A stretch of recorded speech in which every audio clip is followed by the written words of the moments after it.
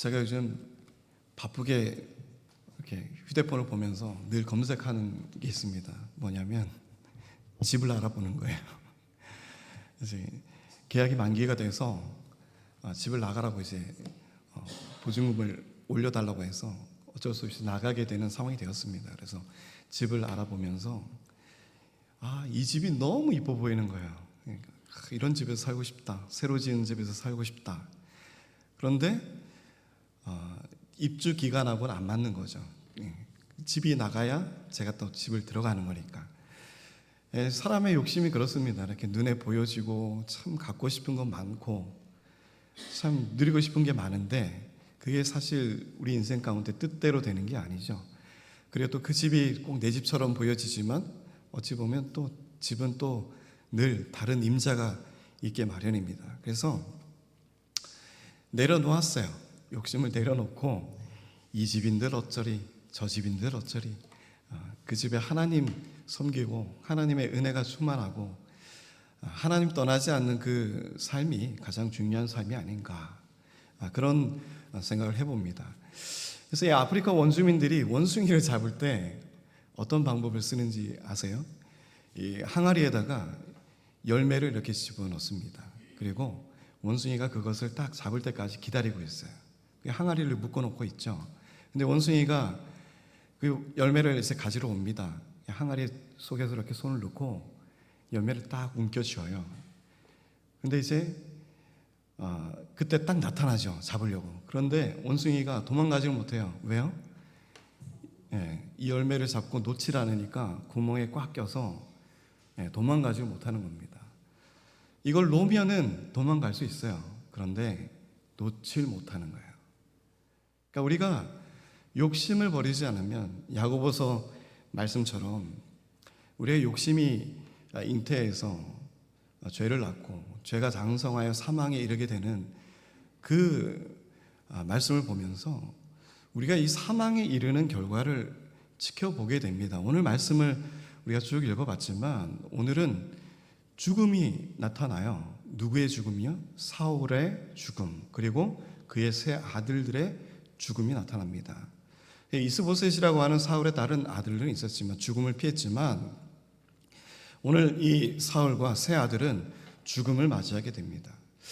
그래서 이 말씀을 우리가 사무엘상을 쭉 훑어봤지만 놀랍게도 31장까지 있어요. 그러니까 이 히브리서 성경에서는 이것이 예언서에 포함이 되어 있습니다. 그리고 이 히브리서의 구약은 24개로 돼 있어요. 저희들은 39권이 정경으로 돼 있지만 히브리 성경에는 뭐 상하를 빼고 다 연결이 되어서 이렇게 24권으로 히브리 성경은 돼 있습니다. 어찌 보면 사무엘 상하는 원래 한 권의 책입니다. 그래서 이렇게 보기 좋게 우리가 상하로 나누어져 있는데 이 사무엘 상을 이렇게 살펴보시면 다윗과 사울의 인생의 극 대비의 모습을 우리가 살펴볼 수가 있습니다. 그런데 그 대비 속에서 우리가 살펴볼 수 있는 것들은 무엇이냐면 하나님과 함께하는 삶인가 아니면 하나님이 떠난 삶인가 이 두 가지의 삶 속에서 극명한 대비를 나타나게 되는 것을 볼 수가 있어요. 우리가 저번 주에 30장을 통해서 다윗의 전쟁에 대한 승리를 우리가 보았습니다. 그가 결코 승리할 수 없는 상황이었지만 하나님께 묻고 또 하나님께서 사흘 동안 예비해 두신 그 사건을 통해서 쫓아가서 마침내 자신이 빼앗겼던 것들을 다 취하게 되고 잃어버렸던 아내들과 백성들을 다시 찾는 그런 전쟁의 결과를 우리가 살펴볼 수가 있었어요.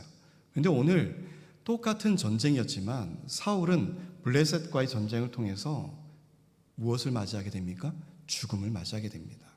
그리고 이 죽음은 하나님께서 경고하셨고 또 선포하셨던 사건들이 예언들이 이루어져 나가고 있음을 바라보고 있어요. 이 죽음이 하나님 앞에서는 큰 그림을 볼 때 이것이 이스라엘의 역사의 끝이 아니라 이스라엘 역사의 새로운 시작점이 된다라고 하는 것입니다. 하나님께서는 우리에게 죽음을 통해서 또 다른 세계를 열어주시고 새로운 역사를 우리에게 주실 줄 믿습니다.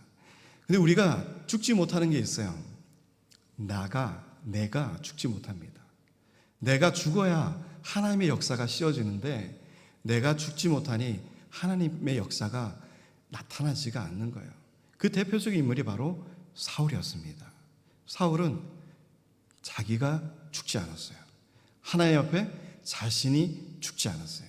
자신의 욕심이 더 컸어요.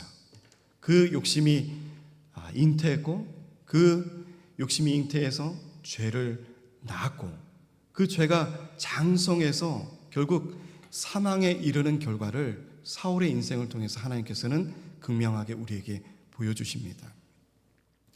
오늘 31절에 보시면 블레셋 사람들이 이스라엘과 전쟁하기 위해서 길보아 산 앞에서 이제 전쟁에 치러지게 되고 길보아 산으로 많은 사람들이 도망하게 됩니다.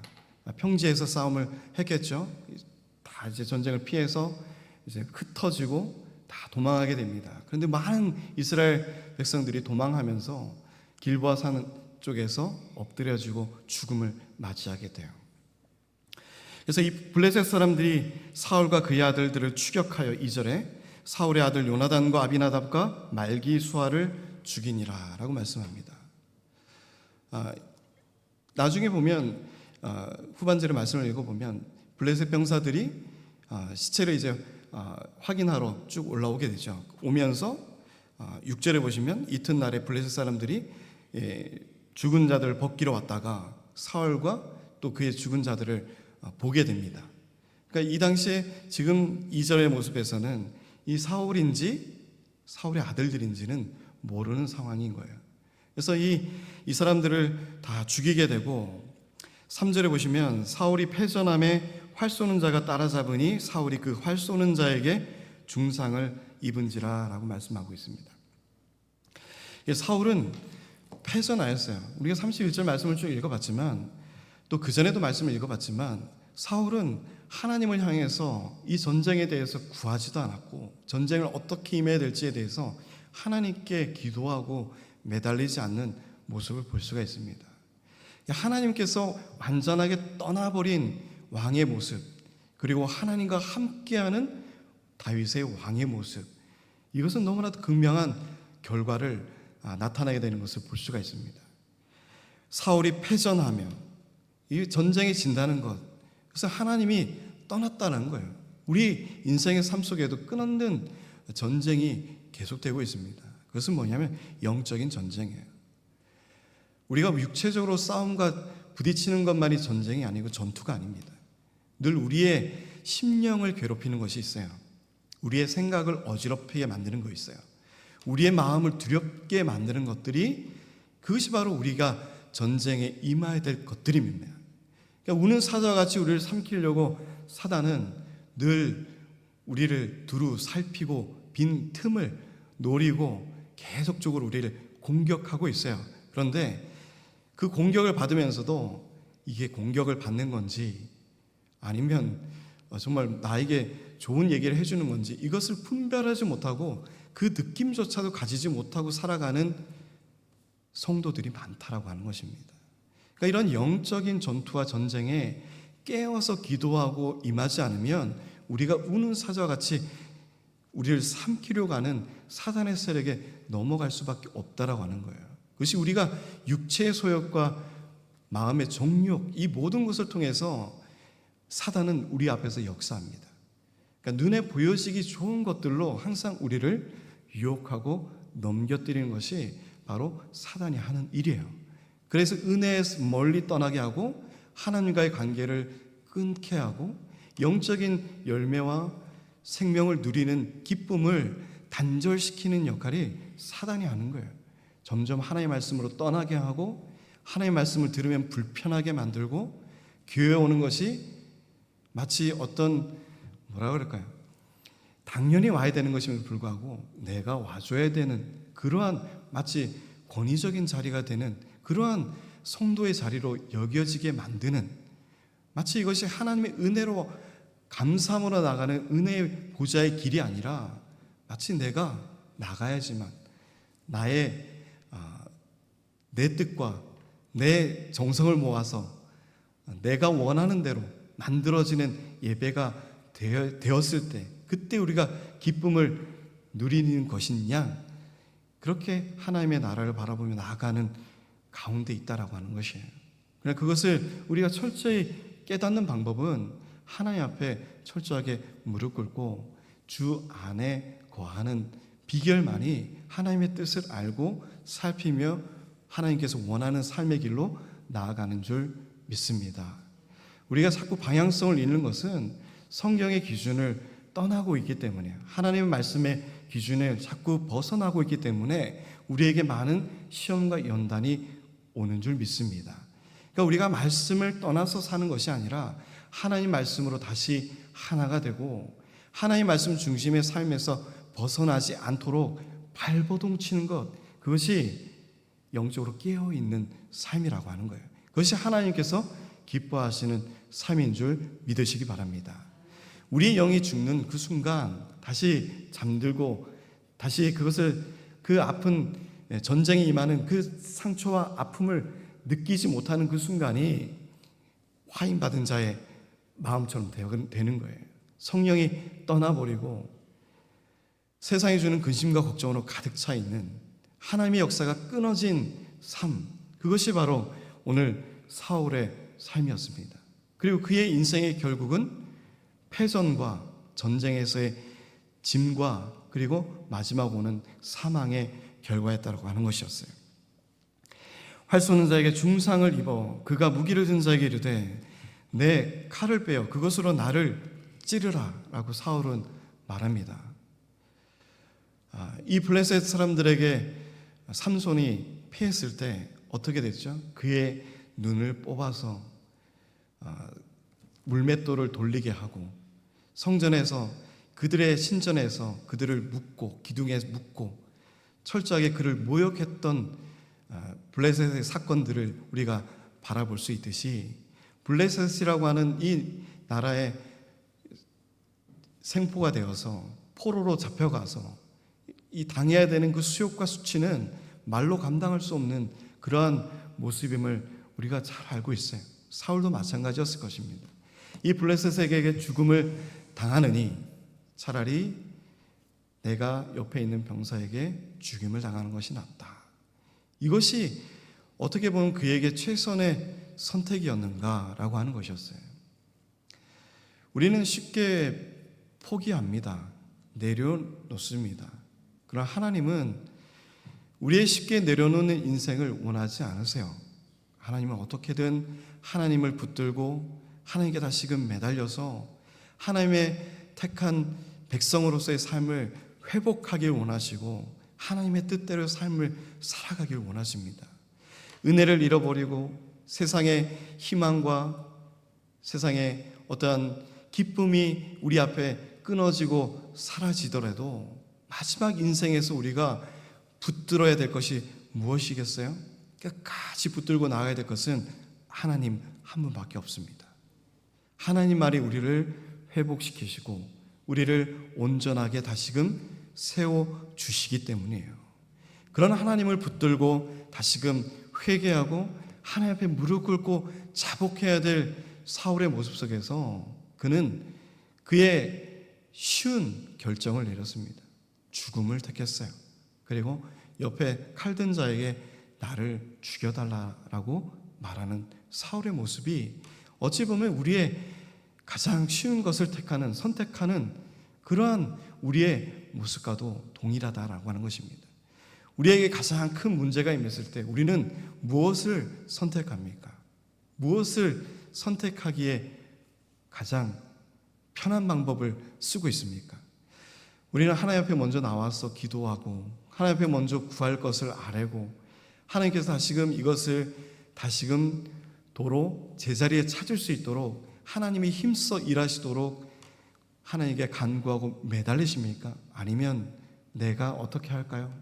내가 할 수 있는 부분들을 찾기 위해서 먼저 기도의 대답을 딱 정해놓고 하나님께 나아갑니까?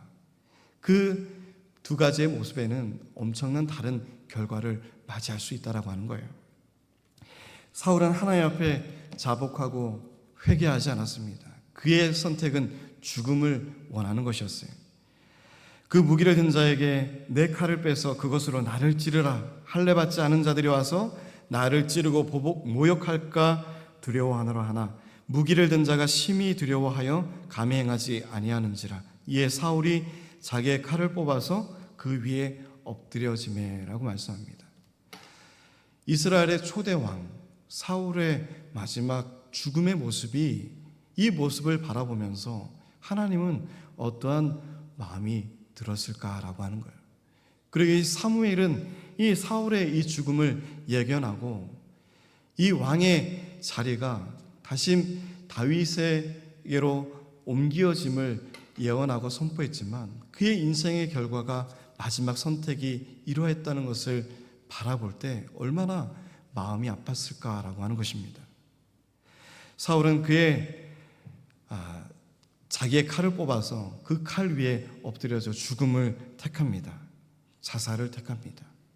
한 나라의 왕이, 하나님께서 택한 한 나라의 왕이 결국 자신의 손에 자신의 생명을 포기하게 되는 모습을 바라보게 됩니다.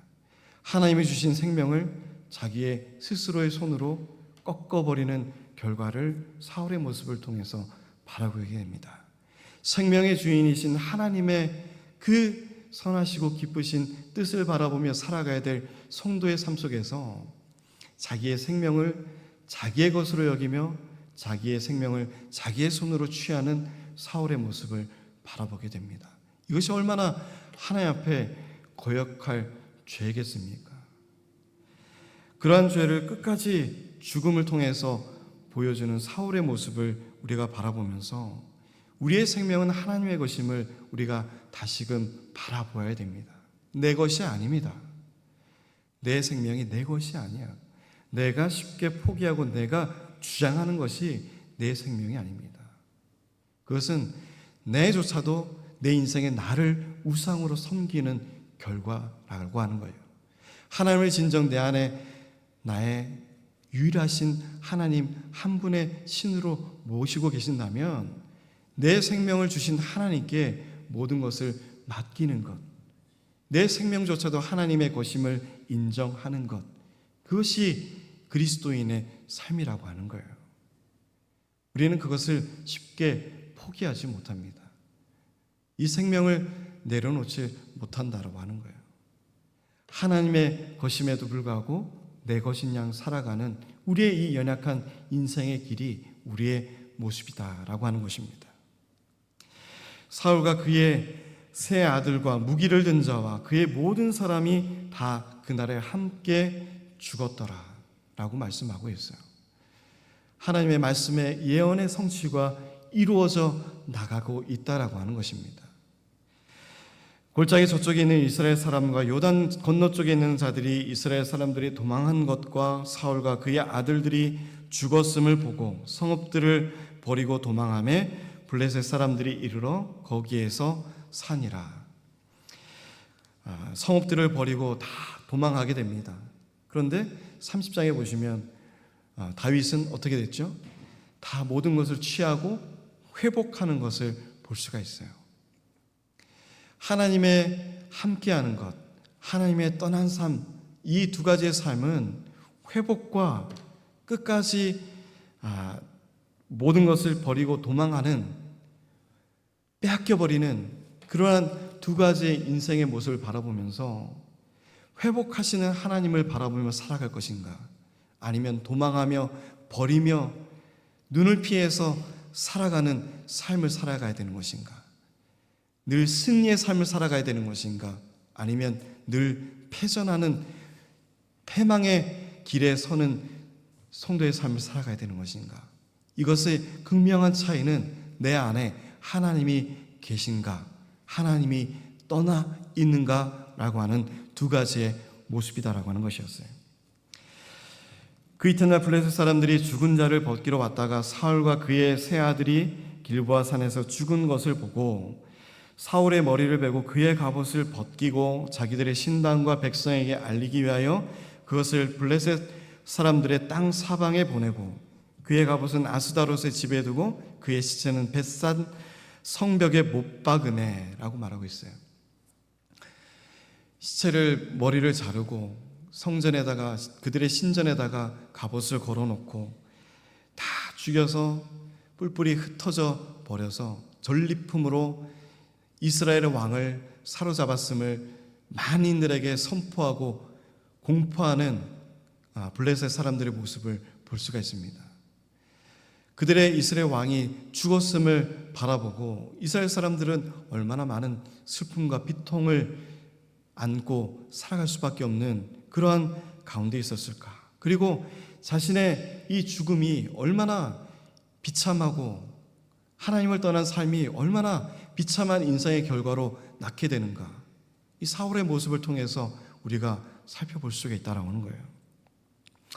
그의 모든 것을 벗기고 또 새 아들마저도 죽임을 당한 사울의 그들의 가족과 그들의 인생의 마지막 끝의 그 모습, 하나님을 떠나고 하나님을 잊고 하나님의 말씀을 거역하고 우상을 쫓으며 살아가던 인생의 그 결국의 모습, 하나님이 택하고 또 하나님이 세우신 왕이었지만 하나님의 말씀을 거역하고 순종을 하지 않음을 통해서 버려진 왕의 모습, 하나님께 버림받는다는 것은 얼마나 비참한 것인 줄 모릅니다. 하나님을 떠난 삶이 얼마나 비참한 인생의 결과를 낳게 되는 것인 줄 사울의 삶을 통해서 바라보실 수 있는 우리 성도님들이 되시기를 주님의 축복드립니다.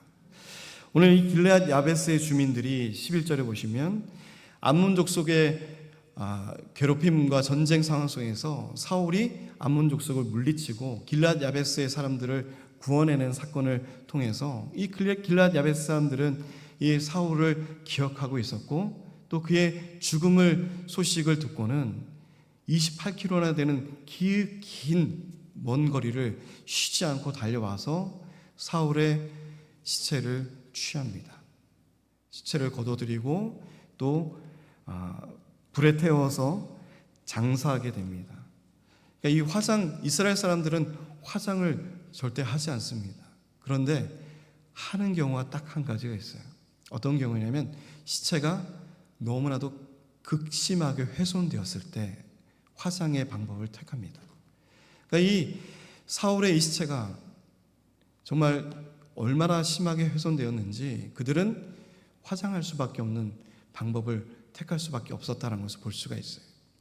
나중에 다윗은 이 묻혀 있는 이 사울의 뼈를 다 취해서 다시 장사를 치르게 됩니다. 이 길르앗 야베스의 이 사람들, 정말 이스라엘 사람들조차도 하지 못했던 사울의 그 시체를 걷어서 장사를 지내고 또 그들은 7일 동안 금식하면서 그의 죽음을 애도하고 슬퍼하는 모습을 바라볼 수가 있습니다. 정작 한 나라의 왕 백성들은 그를 버리고 도망하며 다 뿔뿔이 흩어졌지만 그의 죽음조차도 애도하고 슬퍼하는 자들이 없었지만 먼 예전에 그에게 은혜를 입고 또 도움을 받았던 이 길르앗 야베스 사람들은 그를 잊지 않고 장사를 지내고 슬퍼하는 모습을 바라보게 됩니다. 우리의 인생의 그 결국은 곧 죽음입니다. 죽음은 누구라도 피할 수가 없는 거예요. 우리가 어머니의 뱃속에서 나오는 그 순간부터 우리는 생명의 끝이 정해져 있는 사람들로 살아가게 됩니다. 그럼 우리는 지금 살아가고 있지만 죽음을 먼 친구처럼 여기면서 살아가고 있어요. 그럼 언제 어느 때 불현듯 우리에게도 사고를 통해서 어떤 사건들을 통해서 죽음이라고 하는 것이 내 옆에 가까이 다가올 때가 있다라고 하는 것입니다.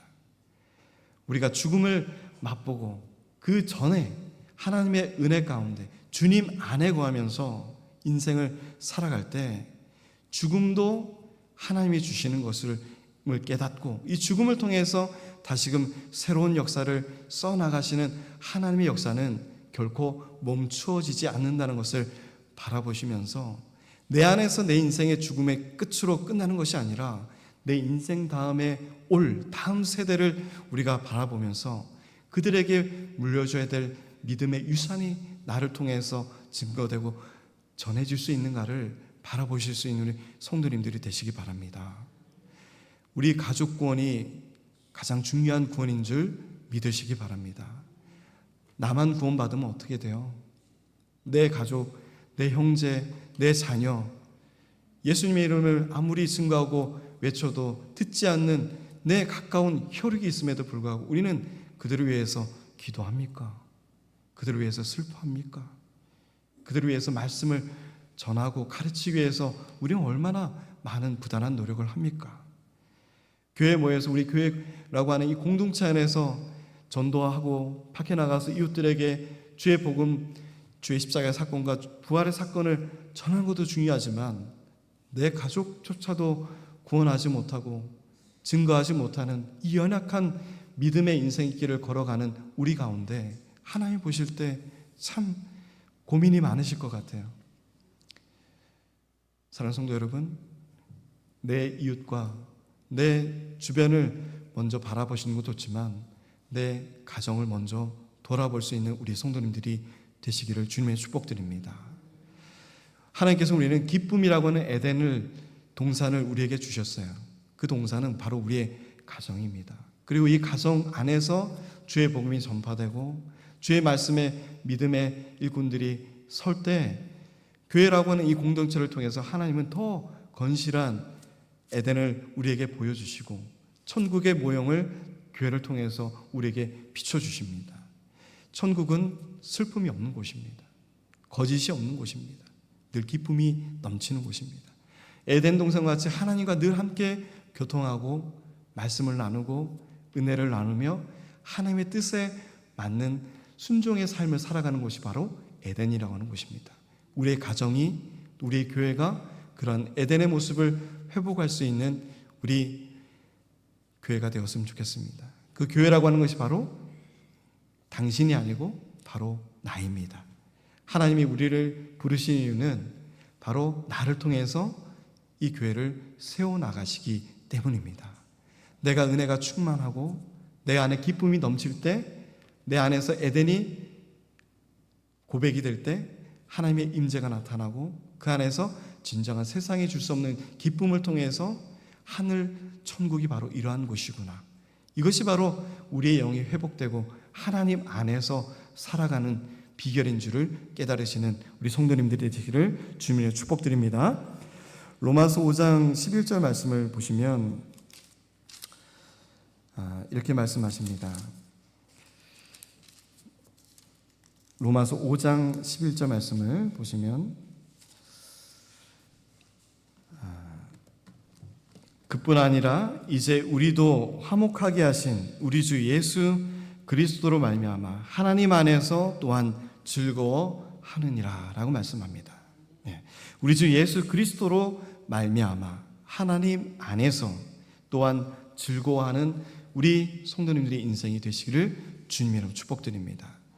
늘 하나님 안에서 주님을 떠나지 말고 다윗과 같이 어떠한 상황 속에서라도 하나님을 붙들고 하나님께 의뢰하고 하나님의 이름만을 존귀히 여기며 하나님의 뜻에 순종의 삶을 살아가며 온유와 겸손의 모습을 통해서 은혜를 누리고 예수님을 닮아가는 예수님 중심, 하나님 중심, 말씀의 중심의 삶을 살아가며 회복의 삶을 누릴 수 있는 우리 성도님들이 되시기를 주님의 축복드립니다.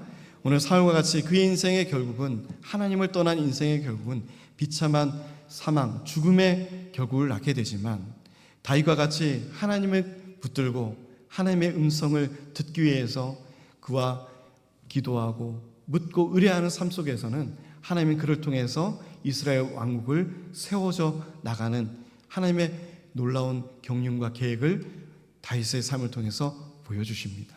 하나님 중심의 삶, 하나님을 붙드는 삶, 바로 그것이 우리의 믿음의 중심이 되시기를 주님의 축복드립니다.